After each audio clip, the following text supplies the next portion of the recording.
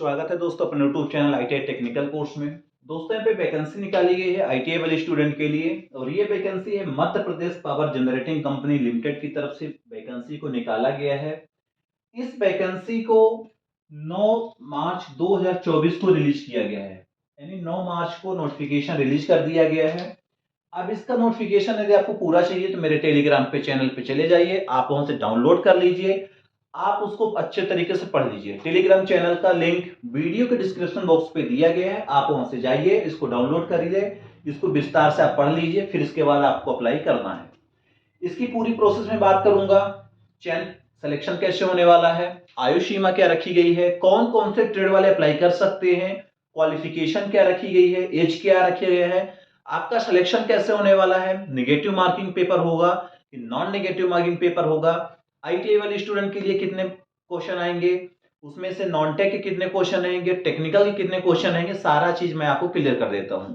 आपकी सैलरी कितने मिलने वाली है, सारी चीज मैं आपको बता देता हूं। ठीक, अब सबसे पहले जान जाओ कि Madhya Pradesh power generating company है। जनरेटिंग का मतलब ये होता है जहां बिजली को बनाया जाता है, जहां बिजली जनरेट की जाती है वहां की वैकेंसी है, ना कि डिस्ट्रीब्यूशन की। जनरेटिंग की है मतलब बिजली घर की वैकेंसी है।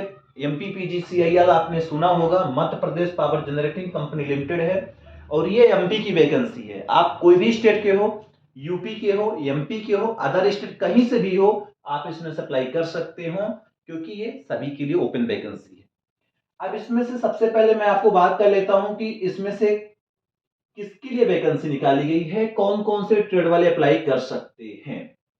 अब सबसे पहले पद का नाम, पद का कोड, पद का प्रकार और यहाँ पे कैटेगरी वाइज वैकेंसी को दिखाया गया है, यहाँ पे टोटल बताया गया है। अब सबसे पहले यदि पद का नाम जानते हैं तो सबसे पहले पाली रसायन के लिए निकाला गया, जिसमें से ग्रेजुएट आदमी जा सकता है जिसने केमिस्ट्री से बीएससी कर लिया है, अपन छोड़ देते उसको। कनिष्ठ अभियंता संयंत्र के लिए निकाली गई है, मैकेनिकल के लिए। ये वैकेंसी जो है टोटल 13 पोस्ट इसके लिए निकाली गई है। बी बीटेक और डिप्लोमा वाले इसमें से अप्लाई कर सकते स्टूडेंट, ये आईटीआई वालों के लिए नहीं है। कनिष्ठ अभियंता सहायक संयंत्र इलेक्ट्रिकल के लिए जो निकाला गया है, ये जो वैकेंसी है, ये वैकेंसी बीटेक वालों के लिए है, बी वालों के लिए, डिप्लोमा वालों के लिए है। जो स्टूडेंट बी बीटेक डिप्लोमा किया है तो इसमें से अप्लाई कर सकते हैं।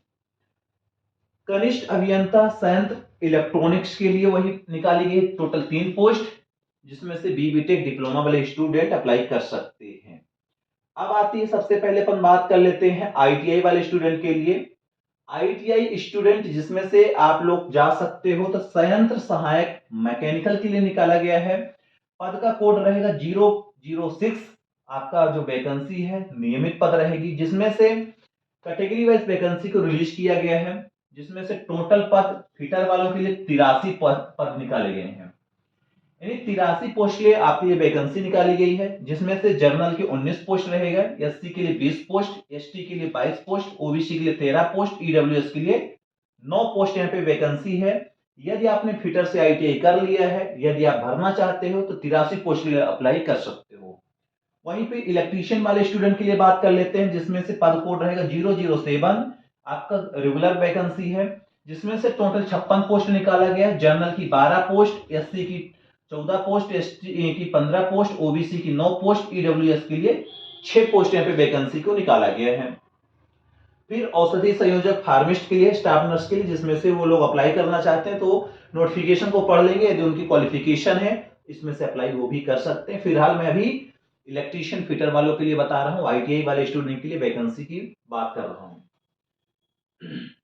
अब इसमें से चयन प्रक्रिया की बात कर लेते हैं, आपका सिलेक्शन कैसे होने वाला है। सबसे इंपॉर्टेंट बात होती है स्टूडेंट के लिए सिलेक्शन प्रोसेस की बात, यानी आपका जो चयन होगा तो आवेदक का संबंधित पद पर चयन कंप्यूटर आधारित परीक्षा यानी सीबीटी पेपर होगा, जिसमें से कंप्यूटर आधारित परीक्षा 100 अंकों की ली जाएगी, जिसमें से प्रत्येक क्वेश्चन 1 नंबर का रहेगा, यानी एक क्वेश्चन 1 नंबर का रहेगा, यानी टोटल 100 क्वेश्चन आएंगे, 100 नंबर के रहेंगे।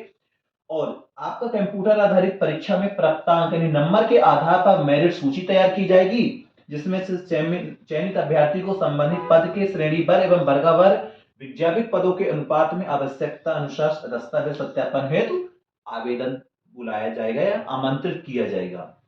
आपका सीबीटी पेपर होगा, 100 नंबर का पेपर होगा, जिसमें से प्रत्येक क्वेश्चन 1 नंबर के होंगे। फिर उसके बाद मेरिट सूची बनेगी, मेरिट सूची के अनुपात पर ही आपको वेरिफिकेशन डॉक्यूमेंट्स होगा। स्किल टेस्ट नहीं है, पहले क्लियर कर दिया।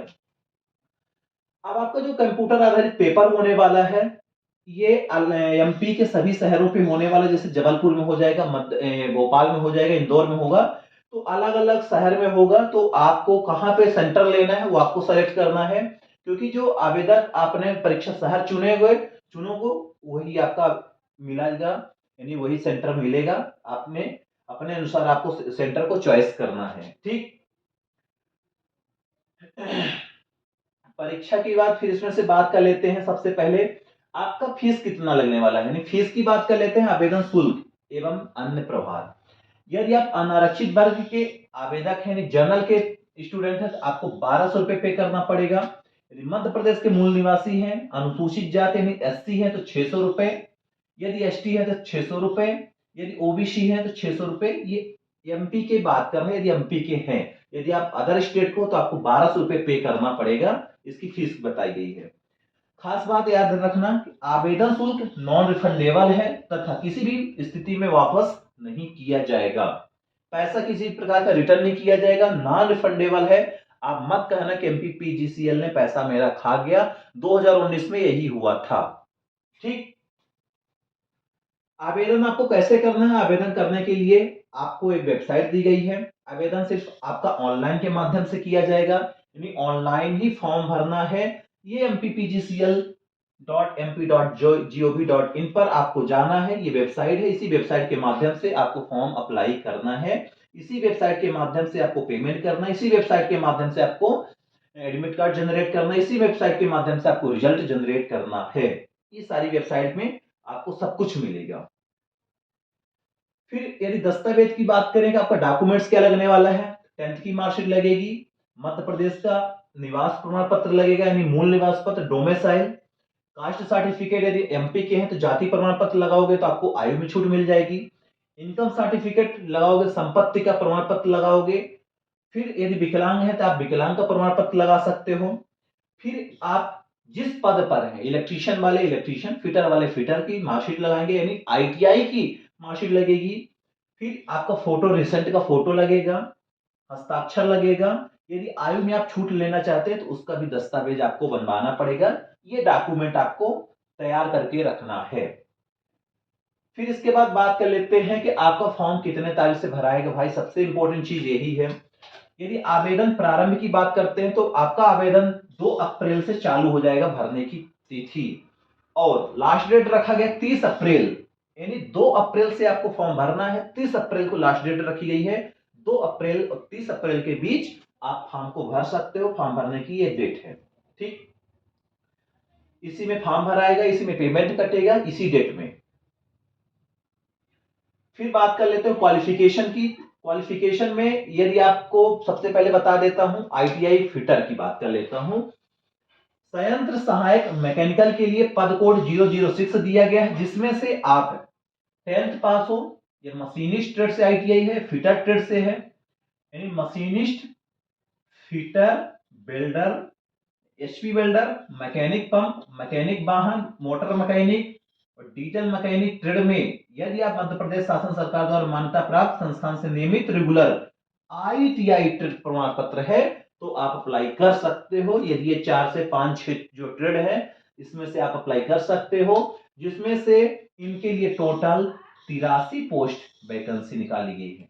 अच्छी खासी पोस्ट यहाँ पे वैकेंसी रिलीज की गई है। इलेक्ट्रिकल की बात कर लेते हैं। इलेक्ट्रिकल में यदि देखा जाए, संयंत्र सहायक इलेक्ट्रिकल के लिए पद कोड 007 दिया गया, जिसमें से आपको हाई स्कूल होनी चाहिए, इलेक्ट्रीशियन ट्रेड की आईटीआई हो, वायरमैन की हो, या इलेक्ट्रॉनिक्स इंस्ट्रूमेंट ट्रेड में है तो आपकी आईटीआई कंप्लीट है तो आप इसमें से अप्लाई कर सकते हो। ये 4 ऐसे ट्रेड हैं जिसमें से आप अप्लाई करोगे तो आपके लिए टोटल 56 पोस्ट के लिए वैकेंसी रिलीज की गई है। ठीक, टोटल 56 के लिए वैकेंसी रिलीज की गई है। फिर इसके बाद बात कर लेते हैं एज की बात। कम से कम आपकी एज 18 वर्ष होनी चाहिए, क्योंकि हमारा जो पद कोड है 007 है, 006 है। इस पद के लिए अप्लाई कर रहे हो तो 18 वर्ष, ज्यादा से ज्यादा आपके पद 45 साल तक है तो आप अप्लाई कर सकते हो। पुरुष के लिए जनरल की स्टूडेंट के लिए 40 वर्ष, महिला है जनरल की तो 45 वर्ष। यदि मध्य प्रदेश के हैं तो आपको 45 वर्ष, यदि आप एसटी एससी हैं 45 वर्ष, यदि ओबीसी हैं 45 वर्ष ये एज रखी गई। बस जनरल वालों के लिए 40 वर्ष, ये आपको एज का यहाँ पे क्राइटेरिया दिया गया है। विकलांग के लिए भी 45 वर्ष यहाँ पे आयु दिया गया है। आयु के बाद बात कर लेते हैं आपका चयन प्रक्रिया। एक बार और बता देता हूं कि ऑनलाइन आवेदन आपको फॉर्म भरना है, आपको कंप्यूटर आधारित परीक्षा लिया जाएगा, जिसमें से सबसे पहले मैं आपको बता देता हूं कि मध्य प्रदेश राज्य के शहर में आयोजित की जाएगी, जिसकी जानकारी आवेदक के ऑनलाइन आवेदन पे दी गई है। कंप्यूटर आधारित 100 प्रश्नों की होगा, जिसमें से प्रत्येक क्वेश्चन 1 नंबर की आएगा, यानी टोटल बहुविकल्पी जो रहेंगे 100 क्वेश्चन रहेंगे। आपके जो ट्रेड है परीक्षा में 75 प्रश्न संबंधित विषय पर आधारित होंगे एवं शेष 25 प्रश्न सामान्य ज्ञान, अभिरुचि, तार्किक योग्यता इत्यादि से संबंधित होंगे। परीक्षा आपका 2 घंटे का समय रहेगा, यानी आपको 2 घंटे में पेपर खत्म कर दिया जाएगा। यदि आप गलत उत्तर करते हैं, नॉन नेगेटिव मार्किंग है, नेगेटिव मार्किंग नहीं है, ये चीज आपके लिए फायदेमंद है। ठीक, दिए गए गलत उत्तर का नकारात्मक अंक नहीं है, नेगेटिव मार्किंग नहीं है, सबसे बड़ी आपको बेनिफिट यहीं पे मिल गया। फिर इसके बाद बात कर लेते हैं आपका जो ट्रेनिंग पीरियड रहेगा। यदि फिटर की बात करें 9 महीने ट्रेनिंग, और इलेक्ट्रीशियन की बात करें 9 महीने आपकी ट्रेनिंग रहेगी। संयंत्र सहायक मैकेनिकल, संयंत्र सहायक इलेक्ट्रिकल की मैं बात कर रहा हूं, जिसमें से आईटीआई वाले स्टूडेंट अप्लाई करेंगे तो आपका प्रशिक्षण अवधि 9 महीने का रहेगी, 9 महीने आपको ट्रेनिंग पीरियड पर रखा जाएगा। फिर इसके बाद सैलरी की बात कर ले तो भैया आपको पैसा कितना मिलने वाला है। पैसा हम इलेक्ट्रीशियन की बात करें, फिटर की बात करें, सबको 25,300 रुपए से फर्स्ट मंथ से मिलने की, जिसमें से पे लेवल आपका 6 रहने वाला है। तो आपका ये सैलरी लेवल रहेगा। आपको सबसे पहले सैलरी बताना चाहिए, क्योंकि आपकी खुशी सैलरी से होती है। ठीक, तो ये है वैकेंसी का ब्यौरा जो आपको जानना था। वैकेंसी का फॉर्म भरना चालू होने वाला है, 2 अप्रैल से चालू हो जाएगा, 15 से 20 दिन और बचे हैं, तो आप लोग तैयारी करना चालू कर दीजिए। इसी प्रकार के नए नए जिस तरह से वैकेंसी आती जाएगी तो मैं आपको बताता रहूंगा। आप लोग जुड़ जाइए, चैनल को सब्सक्राइब कर लीजिए। इसी प्रकार के हंसते रहिए, मुस्कुराते रहिए। मिलते हैं नेक्स्ट वीडियो पे। जय हिंद, जय भारत।